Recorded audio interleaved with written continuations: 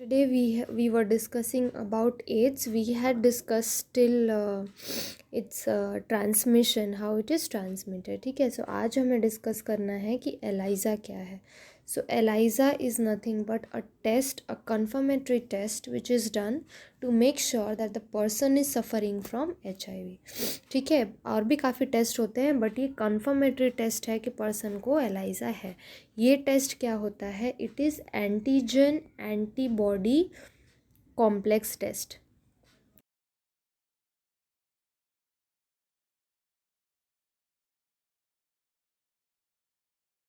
Okay, इसमें क्या किया जाता है? देखो, I am drawing and I am trying to explain.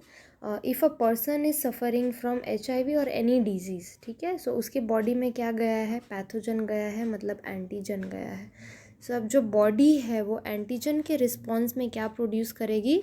Antibody produce करेगी. It means, can we say that if the person is suffering from HIV, he is going to have antibodies of HIV, antibodies against HIV in his blood, right? So अब अगर हम assume करते हैं worst scenario कि एक person है, right, ये क्या कर रहा है? HIV से सफ़र कर रहा है. This is a person, he is infected with HIV and like doctors are not sure whether he is infected. So इसके लिए कन्फर्मेटरी टेस्ट किया जाएगा ELISA, which is enzyme linked immunosorbent assay. ठीक है, इसमें क्या किया जाता है? ऐसा एक वेल प्लेट आता है, रेडीमेड आता है. इसके अंदर क्या प्रेजेंट होगा? इसके अंदर प्रेजेंट होगा एंटीजन. किसका एंटीजन प्रेजेंट होगा? HIV का. ठीक है, सो ये क्या है? This is antigen of HIV, because यहाँ पे हम किसका टेस्ट कर रहे हैं? HIV का. सो अब ये पेशेंट का हमने क्या किया? ब्लड निकाला. Okay, we just took few ml of blood. फिर हमने क्या किया? यहाँ पे हमने ब्लड ऐड कर दिया. नाउ ब्लड में अगर ये पर्सन को HIV है, सो ब्लड में क्या प्रेजेंट होना चाहिए? एंटी बॉडीज़ प्रेजेंट होनी चाहिए. किसके अगेंस्ट? किसके अगेंस्ट? एंटीजन के against. Okay, are you understanding कि अगर कोई भी पर्सन को इन्फेक्शन हुआ है, सो वो infection means pathogen is nothing but antigen, right? और वो एंटीजन के अगेंस्ट क्या है? Antibody produce. अब आपको पता है कि एंटीजन जो है वो एंटीबॉडी के साथ,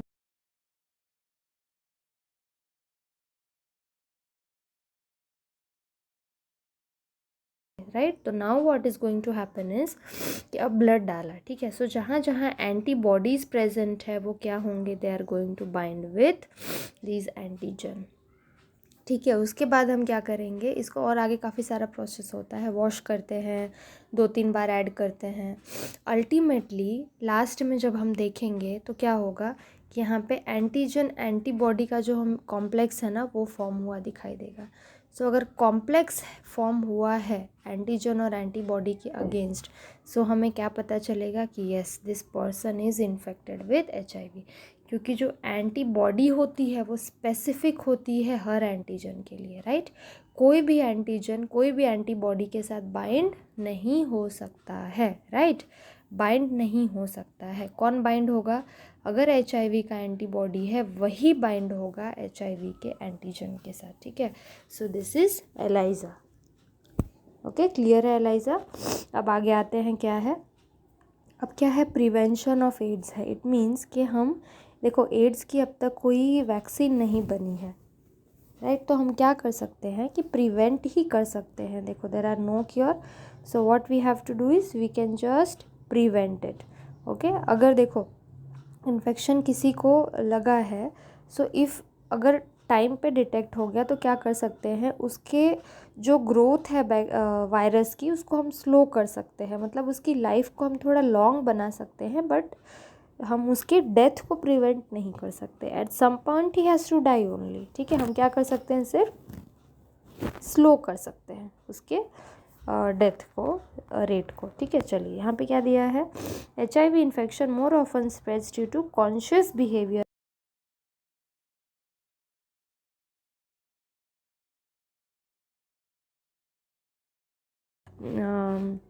निमोनिया एंड ऑल, कि ऐसे ही इन्फेक्ट हो जाएगा. वो कैसे इन्फेक्ट होता है? बॉडी के फ्लूइड से होता है. ठीक है, सो ऐसा नहीं कि हम फ्रेंड के साथ हैंड शेक करेंगे. इट्स नॉट लाइक कोविड कि हैंड शेक किया तो स्प्रेड हो गया. It's not like that. ठीक है, अब देखो क्या दिया है कि कैसे ब्लड ट्रांसफ्यूजन से भी हो सकता है। मतलब कि हॉस्पिटल्स में अगर सपोज़ किसी पर्सन को HIV है, ठीक है, तो उसको जिस नीडल से ट्रांसफ्यूजन किया है वही नीडल अगर क्या करते हैं दूसरे नॉर्मल पेशेंट में डाल देते हैं तो उसको हो सकता है। इसलिए क्या हुआ, जब से एड्स एंड ऑल आया है तब से ऑलवेज पेशेंट के लिए नया नीडल एंड इंजेक्शन यूज़ किया जाता है। Okay, so that is why अब आप केसेस सुनोगे HIV के काफ़ी कम हो गए हैं।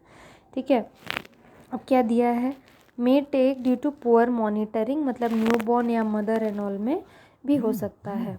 Okay, the excuse may be, ये रहा देखो ये लाइन बहुत फ़नी है, the only excuse may be ignorance and it has been rightly said don't die of ignorance. ये क्या बोल रहे हैं कि एड्स जो है वो क्यों होता है, इग्नोरेंस की वजह से होता है, मतलब हम ध्यान नहीं देते चीज़ों में, इसलिए अगर हम थोड़ा केयरफुल रहें तो क्या होगा, एड्स प्रिवेंट किया जा सकता है। राइट, तो ये क्या बोल रहे हैं कि कुछ भी करो लेकिन इग्नोरेंस, अपनी लापरवाही की वजह से हमें नहीं मरना चाहिए, है ना, obviously. Now they have said कि देयर आर सेवरल एनजीओज मतलब नॉन गवर्नमेंट ऑर्गेनाइजेशन। देखो ये फुल फॉर्म आपको आने चाहिए, यहाँ पे देखो नेशनल एड्स कंट्रोल ऑर्गेनाइजेशन है, okay, and there are NGOs also, non governmental organisations for doing a lot to educate people about AIDS. देखो पहले क्या हुआ था, एक बार अचानक बहुत आउटबर्स्ट हुआ था एड्स का, because people were not aware only कि ऐसा कुछ हो सकता है। अब क्या हुआ है कि इवन विलेजेस तक अवेयरनेस पहुंच चुकी है। सो क्या हो रहा है कि अब केसेस वैसे भी कम हो गए हैं। देखो अब क्या दिया है, making blood from blood bank safe from HIV।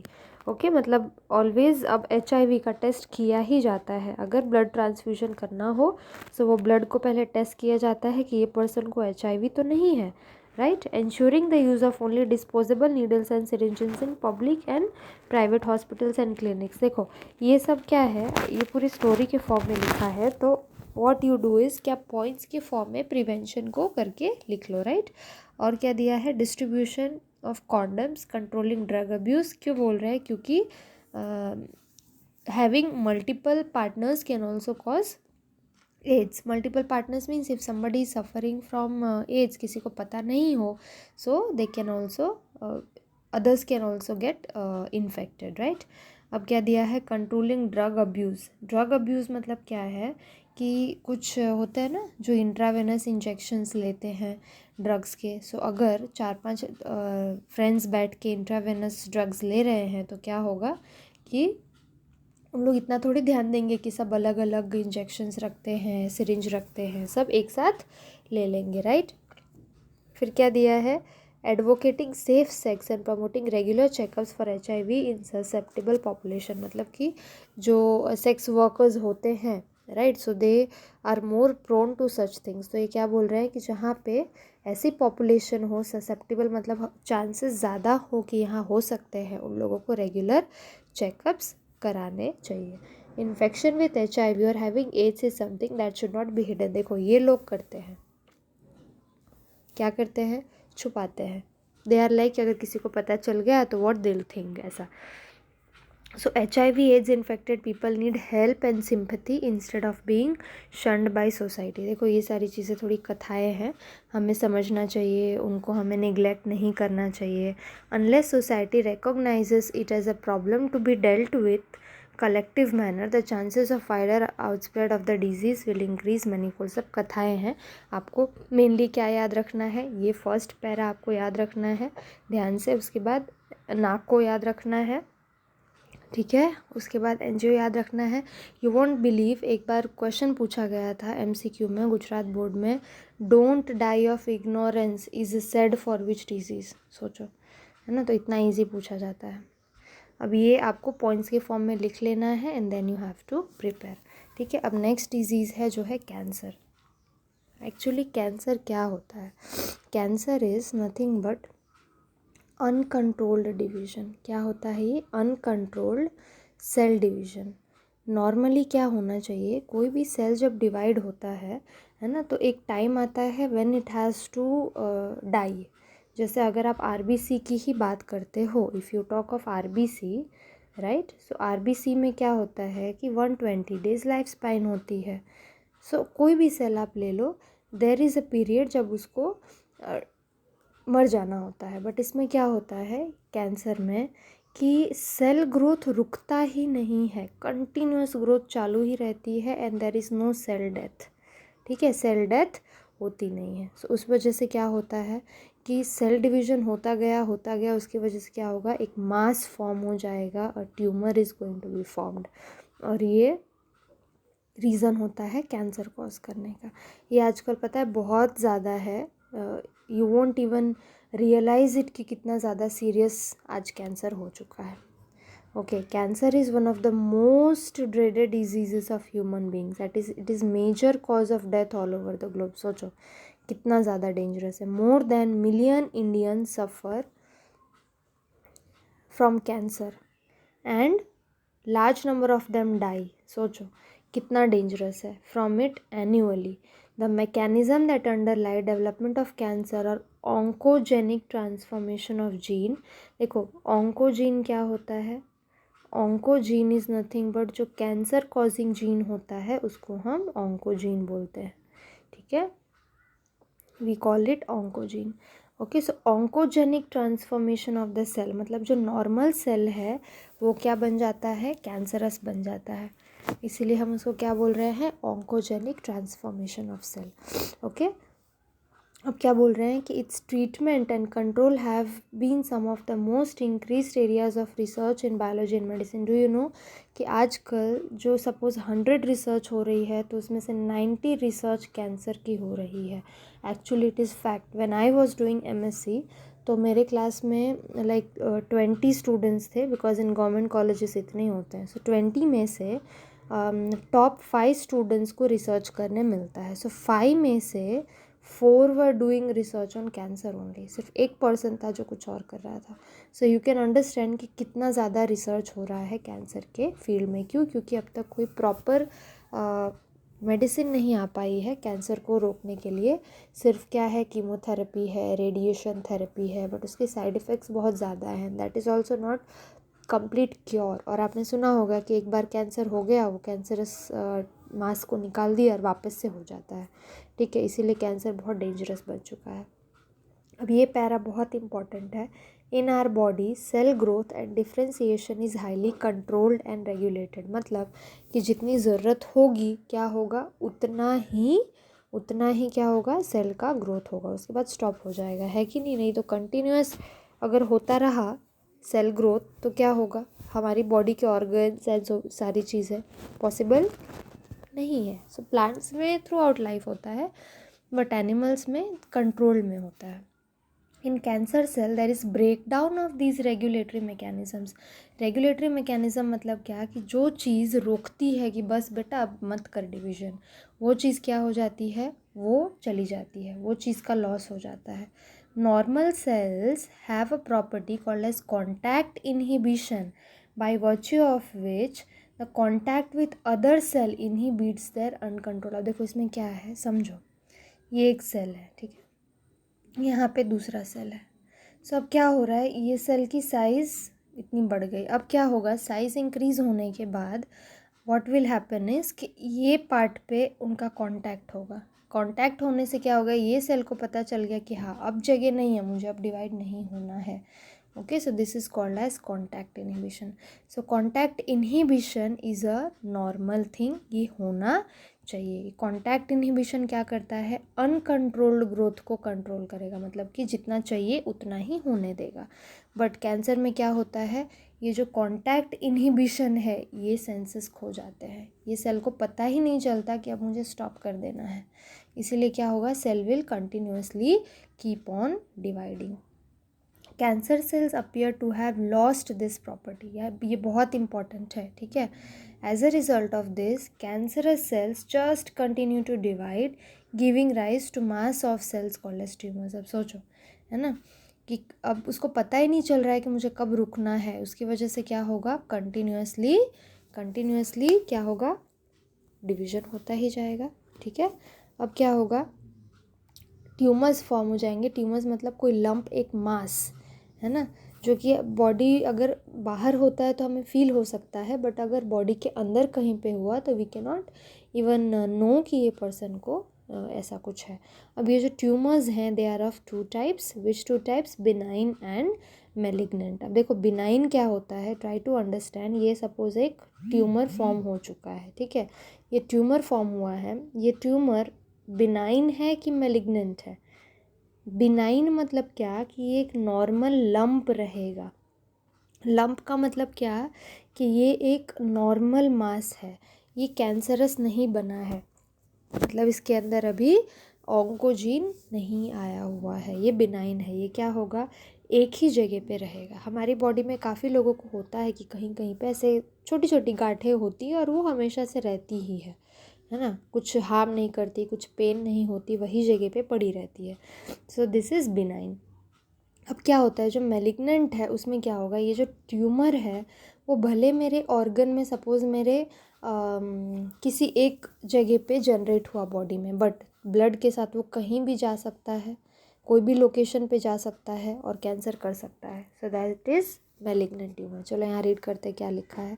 Benign tumours normally remain confined to their original location, मतलब जहाँ जनरेट हुआ है वहीं पड़ा रहेगा, आपको कोई नुकसान नहीं करेगा।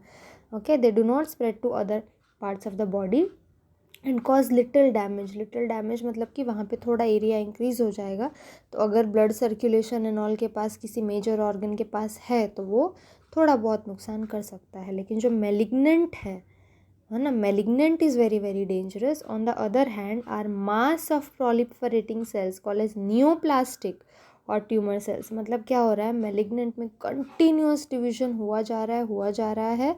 ओके, अगर किसी को बिनाइन ट्यूमर है तो वी कैन नॉट से कि इसको कैंसर है।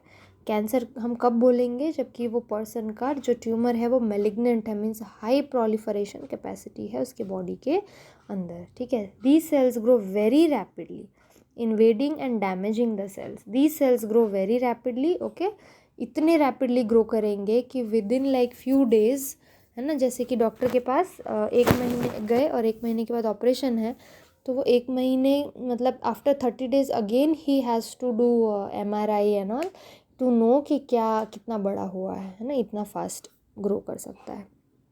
ओके, अब क्या दिया है, that they damage the surrounding normal tissue. तो बराबर है ना, जो सेल इंक्रीज़ हो रहा है, मास इंक्रीज़ हो रहा है, तो उसके आजू बाजू जो नॉर्मल है उसको भी तो दबाएगा, प्रेस करेगा। As these cells actively divide and grow they also starve the normal cells by competing with vital nutrients. अब देखो क्या होगा कि ये लोग सारे क्या करेंगे, सारे न्यूट्रिएंट्स ले लेंगे। सो जो हमारे नॉर्मल सेल्स हैं उनके लिए कोई न्यूट्रिएंट्स बचेगा ही नहीं। Cells sloughed from such tumours reach distant sites through blood, है ना, कहीं पे ब्लड के थ्रू कोई भी साइट पे जा सकता है, that is called as malignancy, right. अब क्या दिया है, this property is called as metastasis. ये सबसे डेंजरस फॉर्म ऑफ ट्यूमर होता है। क्यों, क्योंकि एक जगह पे हुआ है, हमें पता ही नहीं है कि बॉडी में कहाँ पहुँच चुका है वो, है ना। तो इस केसेस में क्या किया जाता है कि पता नहीं चलता कि हम कौन सा ट्रीटमेंट दें। एंड आज हमने MRI किया, आज हमें ट्यूमर किसी लोकेशन पे मिला, अब 10 दिन बाद किसी और लोकेशन पे चला जाएगा, तो हमें पता ही नहीं चलेगा कि क्या है, ठीक है। अब कॉजेज़ क्या है कैंसर के, एक तो मेन कॉज क्या है इंडिया में, च्यूइंग टबैको, है ना, सबसे ज़्यादा मेन कॉज इज़ टबैको को च्यू करना। ओके, न्यूप्लास्टिक सेल्स में भी इंड्यूस्ड बाय फिजिकल, केमिकल और बायोलॉजिकल एजेंट्स। तीनों में से कोई भी हो सकता है। फिजिकल, है ना, मतलब कि आप बाहर से कोई चीज़ कांटेक्ट में आए, हमने आई थिंक ये सब म्यूटेशन में पढ़ा था, है ना, कार्सिनोजेन जब हमने पढ़ा था तब, है ना। सो देखो, these agents are called as carcinogens. Carcinogens क्या है, कैंसर कॉजिंग सब्सटेंसेज, ये सब हमने पढ़ लिया है। एक्स रेज होते हैं, गामा रेज होते हैं, UV रेज, ये सब DNA को डैमेज कर सकते हैं। Okay, the chemical carcinogens present in tobacco smoke have been identified as a major cause of lung cancer and even oral cancer। India में सबसे ज़्यादा कॉमन हो चुका है oral cancer। okay, cancer causing viruses are called as oncogenic viruses and they have genes called viral oncogenes। मतलब कुछ ऐसे viruses भी हैं जो कि कर सकते हैं कैंसर, है ना। देखो ये तो हमने कभी सुना ही नहीं था। Okay, several genes called cellular oncogenes, मतलब ये पूरे ग्रुप ऑफ जीन्स होते हैं और इनको बोला जाता है proto oncogenes, have been identified in normal cell which when activated can lead to transformation. मतलब देखो ये जो है ना सेल्यूलर और प्रोटो ऑन्कोजीन्स, ये जो जीन्स होते हैं ना they are present in the normal cell, लेकिन इनएक्टिव फॉर्म में होते हैं। लेकिन एक्टिव कैसे हो जाएंगे, जब बाहर से कोई उन्हें स्टिम्युलेशन मिलेगा, जैसे कोई रेडिएशंस एंड ऑल मिला है ना। सो अगर वो एक्टिवेट हो गए तो क्या हो सकता है, कैंसर हो सकता है। देयर आर मैनी पीपल जो कि ना टोबैको खाते हैं है ना कि ऐसा फूड खाते हैं, ना ही कार्सिनोजन से एक्सपोजर है, फिर भी उन्हें कैंसर हो जाता है। So what can be the reason, ये ऑन्कोजीन्स, मतलब कुछ जीन्स हैं सेल में जो साइलेंट रहते हैं, इनएक्टिव रहते हैं, लेकिन क्या हो सकता है अगर उन्हें किसी भी रीज़न से वो एक्टिवेट हो गए then they can cause cancer. ठीक है, सो ये बहुत इंपॉर्टेंट है, कैंसर बहुत इंपॉर्टेंट है नीट के पॉइंट से भी and also from board point of view. Okay, अब टाइप्स ऑफ कैंसर्स हैं काफ़ी सारे, वो हमें पढ़ना होगा थोड़ा सा। And then treatment and detection and diagnosis, ये हम कल करेंगे। इसके अंदर काफ़ी सारी चीज़ें हैं, सीटी स्कैन है, एक्सरे है, सो ये सब का मुझे मैकेनिज़्म आपको थोड़ा बहुत समझाना पड़ेगा, एमआरआई है। Okay, so tomorrow we will see detection and also treatment of cancer. ठीक है, चलिए, सो इतना हम कल देख लेंगे, है ना। सो आज के लिए लेट्स